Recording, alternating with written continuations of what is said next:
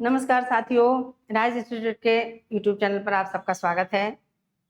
हम यहाँ पर विलोम प्रश्नोत्तरी का समाधान लेकर आए हैं आपके सामने। आपको बता दें कि राइज इंस्टीट्यूट के इस यूट्यूब चैनल से हम आपको प्रतिदिन कोई ना कोई प्रश्नोत्तरी लेकर आते हैं और उसके समाधान पूरे विस्तार के साथ आपको देते हैं। और आप हमारे इस चैनल से जुड़ें।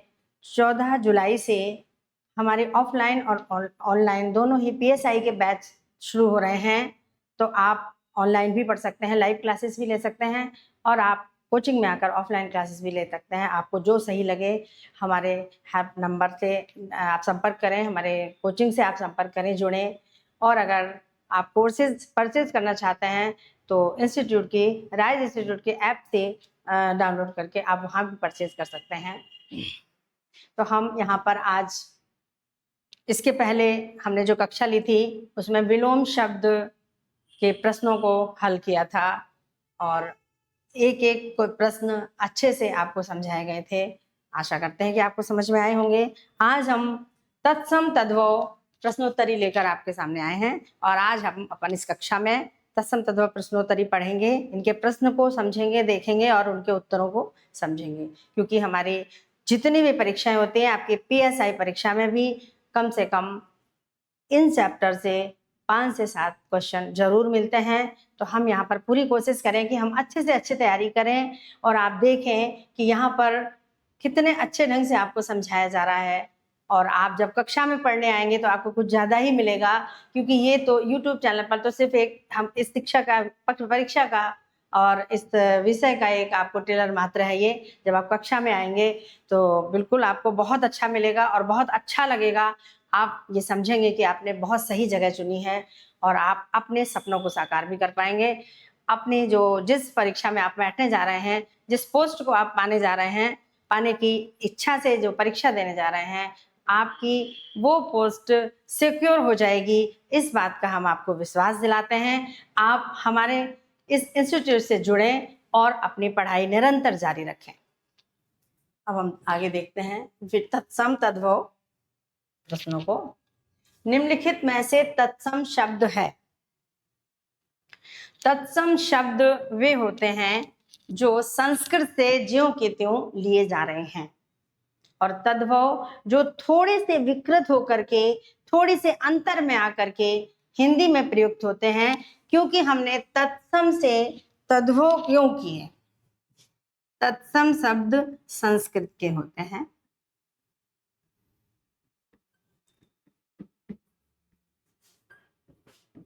संस्कृत में जिन शब्दों को बोलने में, उच्चारण करने में हमें कठिनाई महसूस हुई, उन शब्दों को हमने अपनी मुख्य सुविधा के लिए परिवर्तित किया और अपने अनुसार, उच्चारण के अनुसार उन्हें तद्भव में परिवर्तित करके हिंदी में प्रयुक्त करने लगे। तो देखिए यहाँ पर, और तद्भव इनसे परिवर्तित हो गए। लेकिन यहाँ पर आपको बता दें कि तत्सम में जितनी भी ध्वनियां होती हैं, तत्सम की कुछ ध्वनियां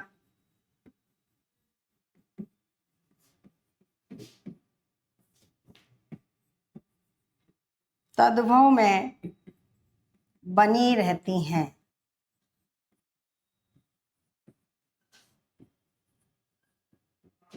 जैसे चक्षु,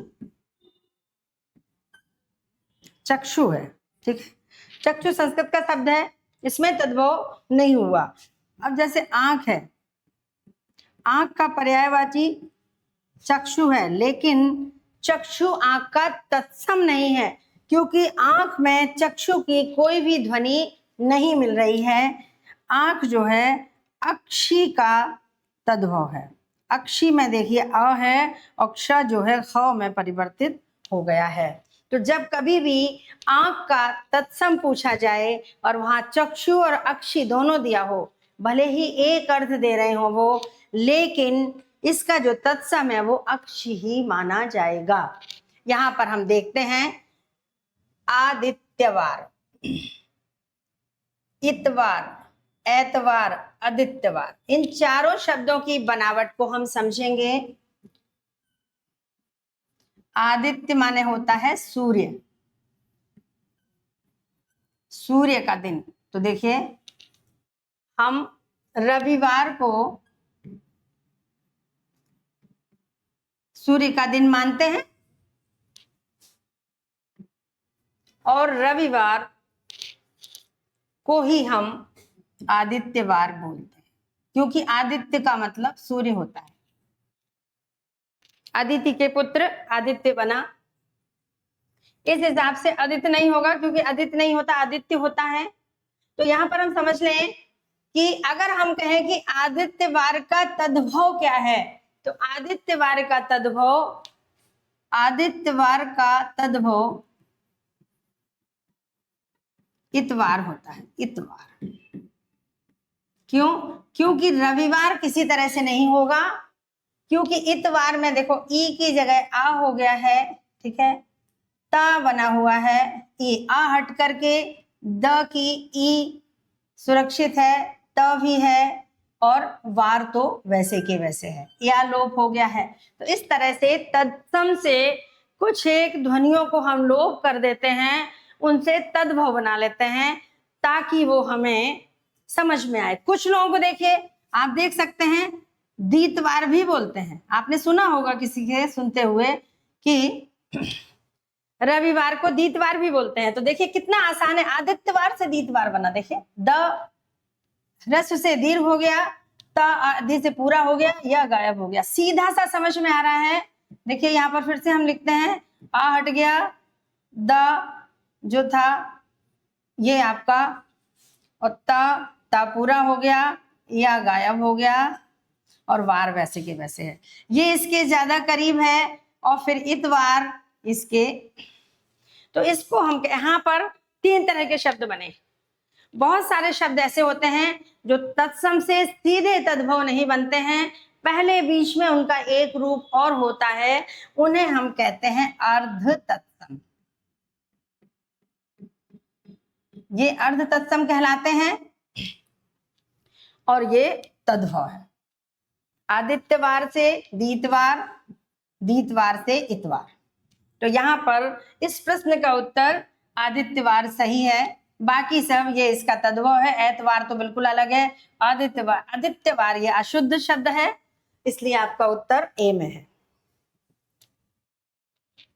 निम्न में से तत्सम शब्द है, देखिए इमली तद्भव है और अम्ली का तत्सम है। आमली का नहीं होता, ये गलत है, अम्ल का नहीं होता, ये गलत है, ये अशुद्ध शब्द है। इसका उत्तर आपका बी में है, ये इमली का ही तत्सम है, अम्ली का। निम्न में से तत्सम शब्द है इक्षु, जो ई का तत्सम है। इख और इक्ष दोनों गलत हैं। उल्लू तत्सम शब्द है, उल्लू का उलूक, उल्लू तद्भव है और उलूक तत्सम है। तत्सम शब्द उलूखल, ओखली का, देखिए उलूखल तत्सम है, ये तत्सम है और ये तद्भव है। ये गलत है और ये गलत है, तो इसका उत्तर आपका ए। निम्नलिखित में से कौन सा एक शब्द तत्सम है? देखिए कोढ़, कोढ़ नहीं होगा। काम, काम का तत्सम भी होता है कर्म। मकान, एक ये देशज शब्द हिंदी का शब्द है, मकान विदेशी शब्द है, सॉरी, इसलिए इसका तत्सम नहीं होगा। और ज्वर, ज्वर तत्सम शब्द है। निम्नलिखित में से तत्सम शब्द है चंचू, चंचू का तद्भव होता है चौंच। और आप देख सकते हैं सच का सत्य, सात, ये सब तद्भव हैं। सात का सप्त और आग का अग्नि, ये सारे तत्सम हैं। इस तरह से यहाँ पर जो हम सब इसमें तद्भव दे रखे हैं उनके हम तत्सम भी तैयार करते चलेंगे, ताकि आगे आने वाली परीक्षाओं में अगर इनसे कोई प्रश्न आ जाए तो हमें पढ़ने में और उत्तर लिखने में आसानी। परेवा, परिवा, परेवा है ये, इसको हम बोलते हैं परेवा, पड़वा। जो अमावस्या या पूर्णमासी के बाद आती है वो है प्रतिपदा। पड़वा भी इसका एक शब्द है, बिगड़ा हुआ तद्भव कह सकते हैं हम।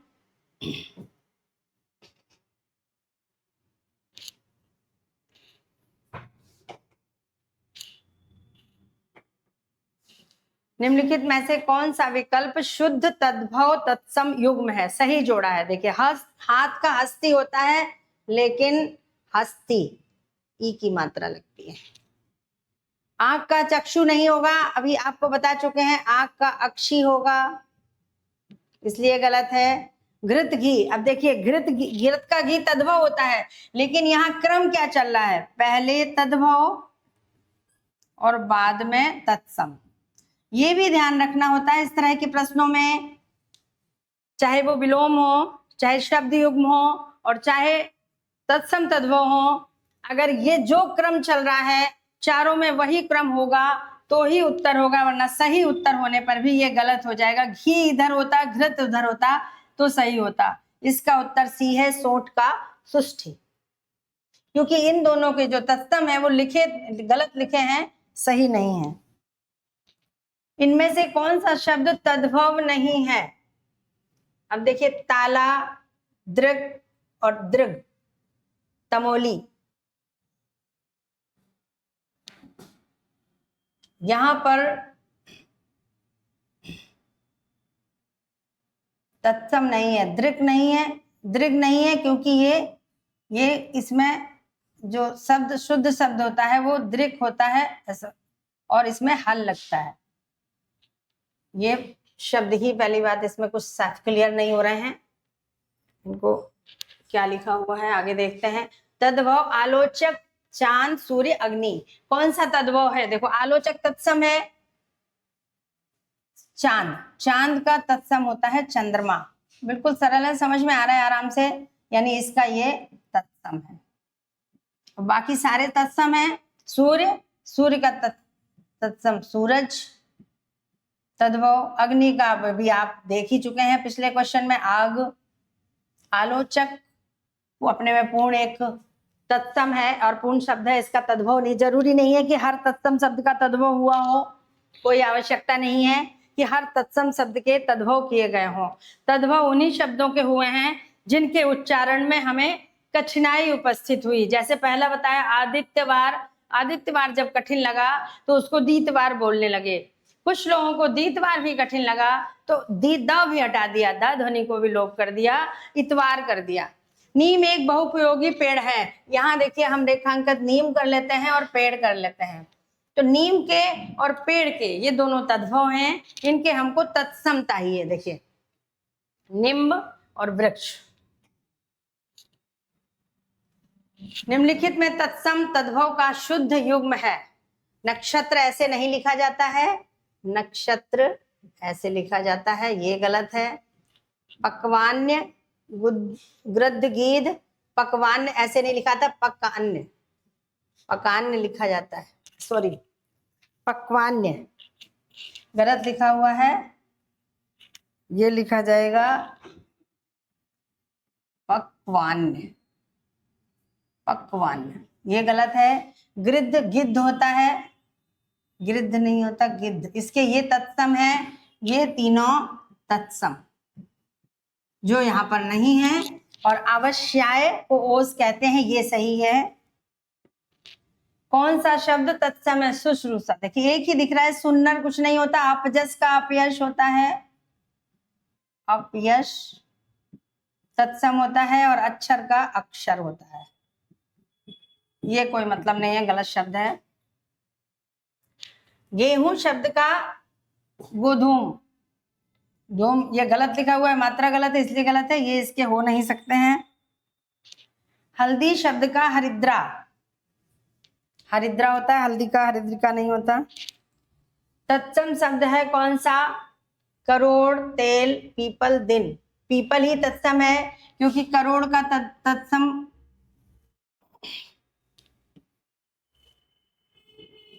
करोड़ का तत्सम कोटि होता है। तेल देशज शब्द है और दिन का दिवस होता है। गोबर शब्द का गोमय, बाकी सब गलत शब्द हैं, अशुद्ध हैं। इनमें से तत्सम रूप है, देखो भैंस नहीं है, भैंस का महिष होता है, देख सकते हैं तद्भव में तत्सम से दुनिया। 12 का द्वादश होता है, सच का सत्य होता है, इसका मतलब है कि पाद ही तत्सम है और इसका तद्भव पैर होता है। तो ये तो आपका तद्भव है और ये हैं आपके तत्सम। इस तरह से हमारे ये तत्सम तद्भव के प्रश्न बहुत ही आसानी से समझ में आ रहे हैं, इनमें कोई भी परेशानी नहीं आ रही। कौन सा सब तत्सम है? सांप का सर्प। देखिए हम आपको जितने भी यहाँ पर तद्भव आ रहे हैं उनके तत्सम आपको बताते चल रहे हैं। सांप का सर्प होता है, चिन्ह तत्सम है, वीणा, वीणा ऐसे नहीं लिखा जाता, वह होता है, इसलिए ये इसका शुद्ध रूप है। विस्मय, सॉरी चिन्ह भी गलत है, चिन्ह जो है चिन्ह नहीं होता है,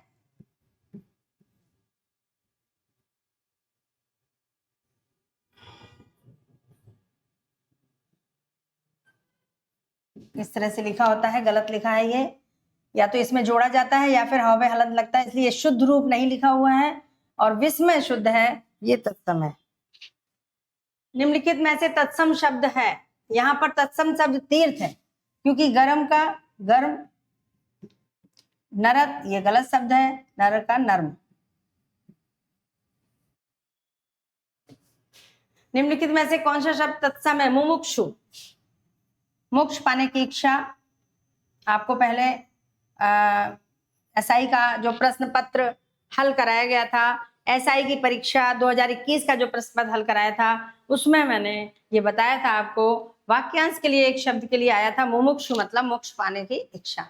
वरिष्ठ गलत लिखा है, देखिए वो होता है वरिष्ठ। अंगूठा, अंगुष्ठ,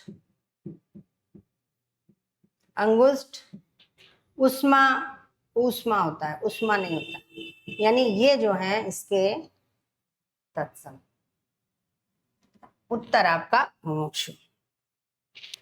मक्खन का, अब देखिए यहां पर आ गया एक माखन और एक मृक्षण, तो देखिए ये तत्सम है। तत्सम के बाद आया माखन, मक्खन।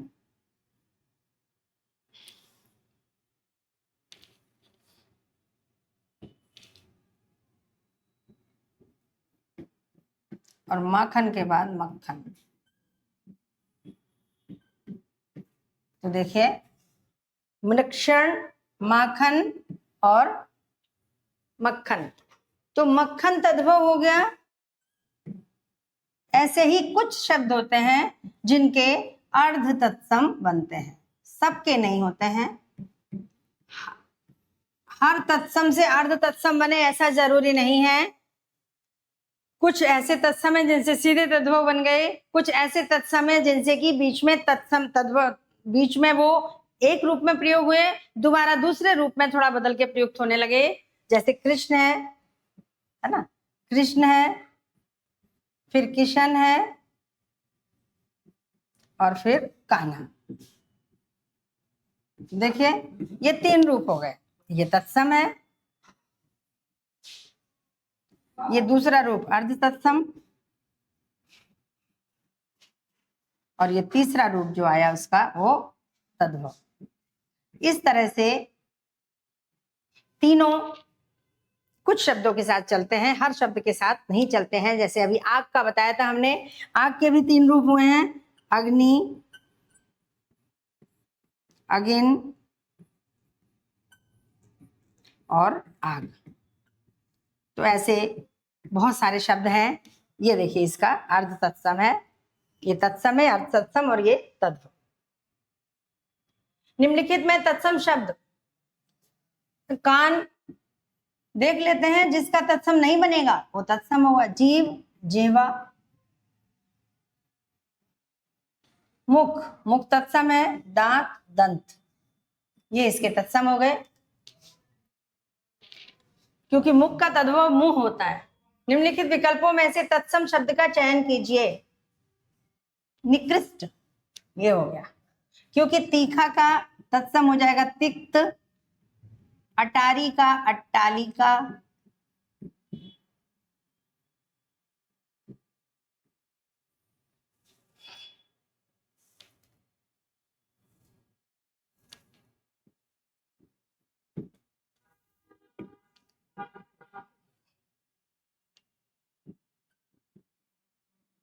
अट्टालिका और गहरा का गहन। इस तरह से इस प्रश्न के उत्तर में निकृष्ट, दामाद का जामाता, बाकी ये सब गलत हैं, सारे गलत हैं। तत्सम शब्द कौन सा है? स्वर्ण। स्वर्ण का तद्भव सोना होता है, इसलिए ये तत्सम है। सूरज का हम बता चुके हैं, सूर्य। कुआं का कूप, तत्सम। अब देखिए ये तद्भव है, ध्यान रखना। कपूत का कुपुत्र।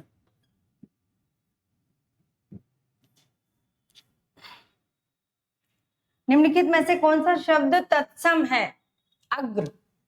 अग्र माने आगे, अग्र का तद्भव है आगे, ये तद्भव है,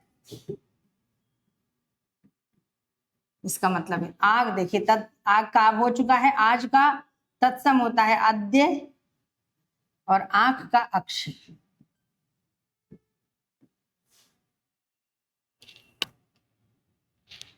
तिलक किस प्रकार का शब्द है? तिलक तत्सम है, क्योंकि तिलक का जो तद्भव बिल्कुल तद्भव नहीं हुआ, पर उसके लिए शब्द प्रयोग किया जाता है टीका।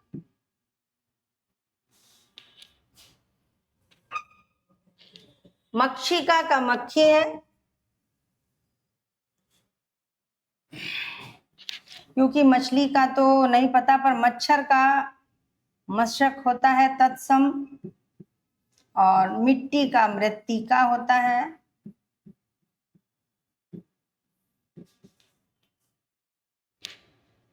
नया का नव्य होगा, क्योंकि नूतन, नवल और नवीन ये विशेषण है और ये मूल शब्द है। जब मूल शब्द है तो मूल शब्द में होगा, और अगर नवीन होता, विशेषण होता तो विशेषण। अहेर, अहेर का आखेट है। उबटन, उद्वर्तन, उद्वर्तन, ये इसका शुद्ध शब्द है उद्वर्तन, क्योंकि उपलेपन भी इसका जो है, जिसको हम कह सकते हैं अर्ध तत्सम। उपलेपन भी इसका अर्ध तत्सम होता है। उपलेपन, फिर उसके बाद उबटन, ऊर्ध्वतन से उपलेपन बना, फिर उबटन। मुकुट कैसा शब्द है? तत्सम। कंधा का तत्सम स्कंध, क्योंकि इनसे कोई मतलब नहीं है, स्कंद ऐसे लिखा नहीं जाता, ये गलत लिखा हुआ है। स्वर्ण शब्द है तत्सम, अभी आ चुका है प्रश्न ये। कौन सा शब्द तत्सम है? अंधकार, क्योंकि अंधकार का जो तद्भव होता है वो अंधेरा होता है। रात से कोई मतलब नहीं है, अंधियारा नहीं होता है, अंधेरा होता है।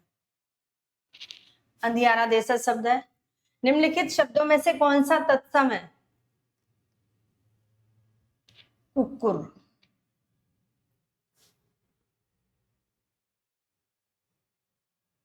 ये गलत है, यहाँ पर इसकी जगह मिसप्रिंट हो गया है, ये है कुक्कुर।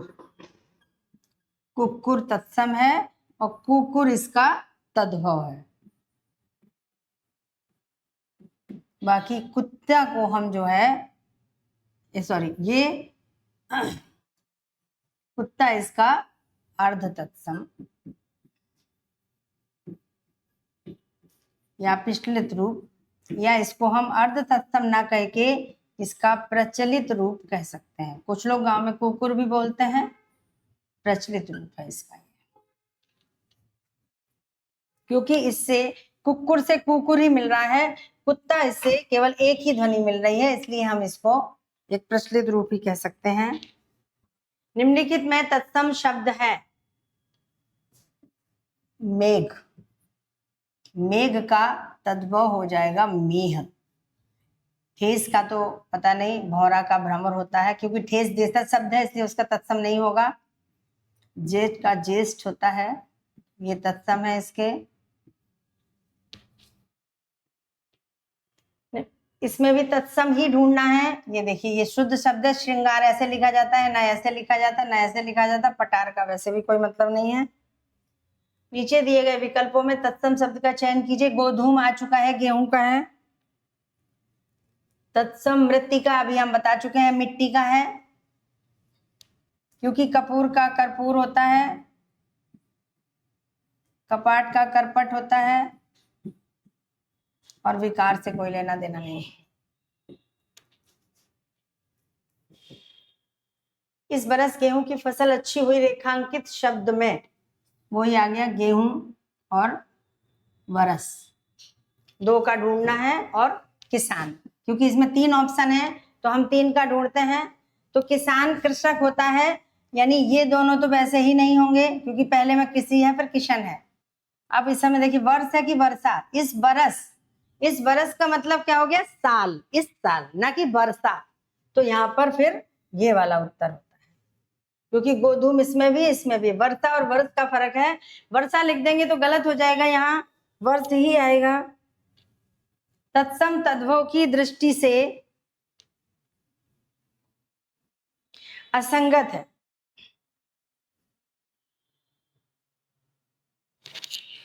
मुख मुंह सही है, परीक्षा परक सही है, छिद्र छेद सही है, कपूत कपूत कुपुत्र।